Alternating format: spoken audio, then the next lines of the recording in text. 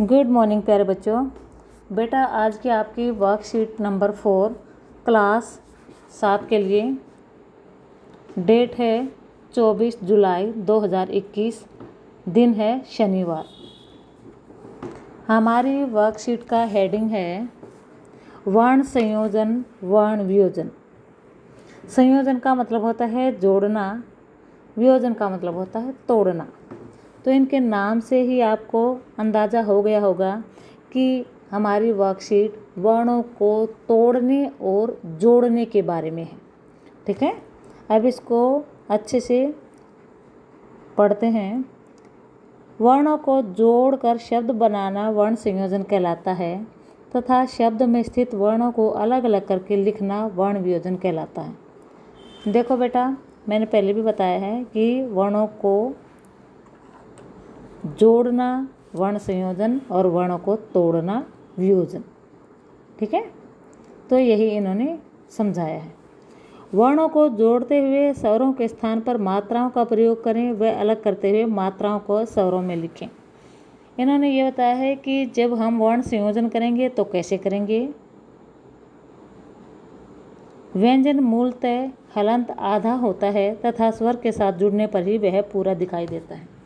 देखो, पहली वर्कशीट में हमने किया था स्वर और व्यंजन अलग अलग, स्वर कौन कौन से हैं, व्यंजन कौन कौन से हैं, और उसकी परिभाषा भी की थी कि व्यंजन स्वरों की सहायता से ही बोले और लिखे जाते हैं, उसके बिना उनका अस्तित्व अधूरा है। तो इसी को अच्छे से आगे इस वाली वर्कशीट में एक्सप्लेन किया गया है। हम प्रश्न करते हैं। प्रश्न 1, उदाहरणानुसारम वर्ण संयोजनम कृत्वा शब्द निर्माणम कुरुत।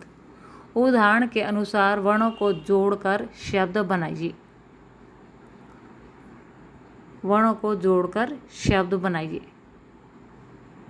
जैसे इन्होंने पहला शब्द दिया है, पहले इन्होंने उदाहरण से बताया है, ये है बालक है। बे जमा आ जमा ले जमा अ जमा क जमा अ बालक है। देखो बेटा, जो भी व्यंजन हैं वो अधूरे हैं, बिना स्वरों के, तो इसलिए उनमें स्वर जोड़ा गया है और आधा दिखाने के लिए उनमें हलंत का निशान है। ठीक है, जैसे बे में आ जुड़ा हुआ है, इसमें बा है ना, बालक है, तो बा हो गया बा, आधा बे यानी बे हलंत आ। बे में क्या जुड़ा हुआ है, वैसे तो बे में ए जुड़ा होता है, बे जमा ए, लेकिन यहाँ पर बा है शब्द, बालक है में बा वर्ण आए हैं, तो इनको दिखाने के लिए ब जमा आ ऐसे लिखा जाएगा। बालक है। कूप है, क जमा उ जमा प जमा अ, इस तरह से हो गया कूप है। अगला है ख जमा आ जमा द जमा ए जमा त जमा ई, खादती। देखो बेटा, खादती, खादती में पहला वर्ण क्या है, ख। ख किससे मिलके बना है, ख जमा अ, लेकिन उसके बाद आ की मात्रा है तो हम ए जमा आ को आ लिखते हैं, तो इसमें हो जाएगा ख जमा आ, द को लिखेंगे द जमा ए, ती को लिखेंगे त जमा छोटी ई, खादती। ठीक है, इस तरह से इन्होंने लिख के और वर्ण संयोजन करके बताया है। अब इन्हीं को देखते हुए हम करते हैं इस सवाल को। पहला है क, म जमा ओ मो, है जमा अ है, न जमा अ न, तो क्या बना, मोहन है। मोहन लिख के उसके बाद 2 डॉट जो होते हैं तो उनको संस्कृत में विसर्ग कहा जाता है, तो इसका आंसर हो जाएगा मोहन है। ख, ल जमा ए ल, ल जमा ए क्या बन गया, ले। ख जमा ए ख, क जमा अ क, इसका आंसर हो जाएगा लेखक है। ग भाग में है ग जमा अ ग, च जमा छ चच्छ, ए जमा त जमा ई, तो इसका आंसर हो जाएगा गच्छति। अगला है घ, न जमा अ न, द जमा बड़ी ई नदी, ठीक है। मैं जमा आ माँ, त जमा आ ता, तो क्या बन गया माता।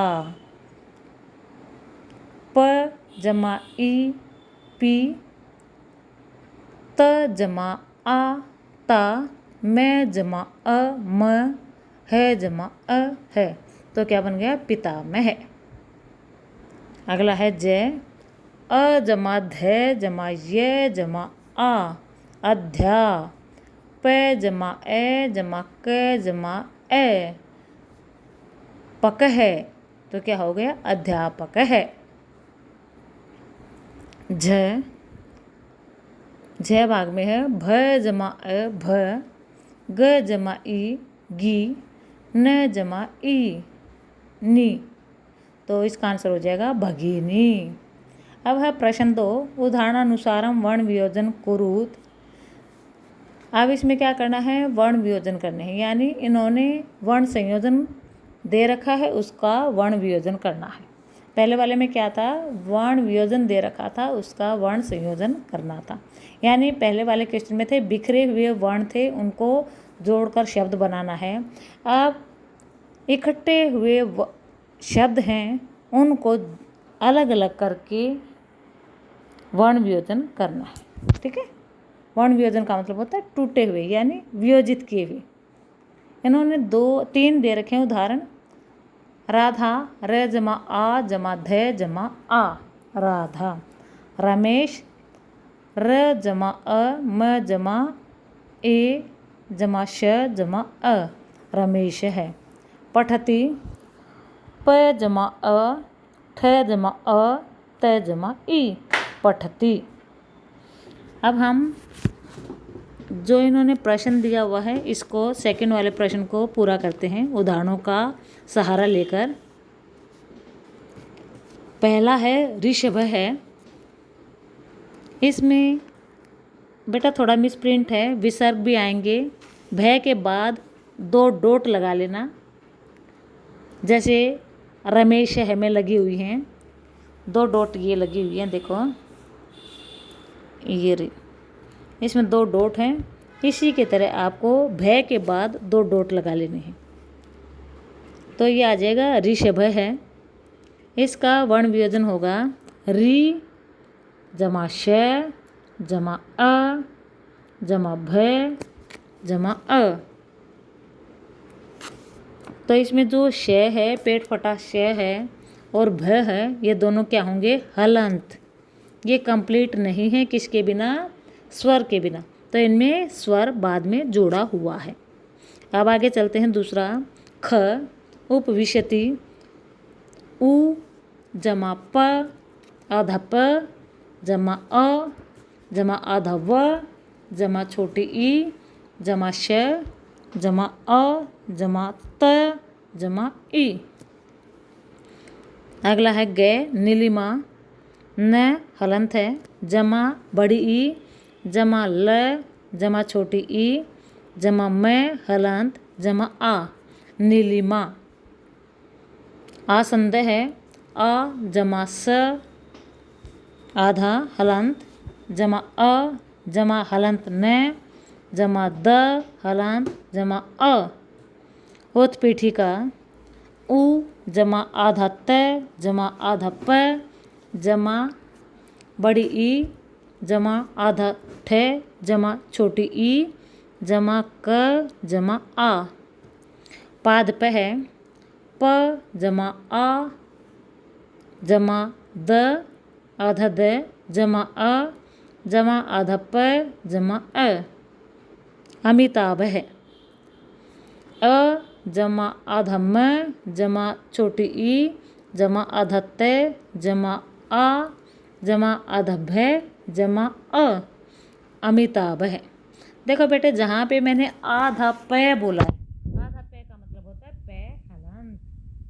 जहाँ पे भी आत्म वर्ण बोला गया है वहाँ पर सारे वर्ण हलंत होंगे। इस तरह से आपको ये वाली वर्कशीट कंप्लीट करनी है और जो भी मैडम आपको पढ़ाती हैं संस्कृत उन मैडम के पास आपको ये काम भेज देना है। और बेटे एक ज़रूरी सूचना, आपको हर वर्कशीट के बाद ज़रूर बताया जाता है कि आजकल कोरोना, अभी ये मत सोचना कि कोरोना चला गया है, अभी भी हमें वही सावधानियां बरतनी है जो हम पहले बरतते आ रहे थे, जैसे कि मास्क लगाना, हाथों को सैनिटाइज करना और साफ सफाई का विशेष ध्यान रखना। ठीक है बेटा, तो इस तरह से आप अपने आप को स्वस्थ रखते हुए इस वाली वर्कशीट को कंप्लीट करके अपनी संस्कृत वाली मैडम के पास भेजोगे। धन्यवाद।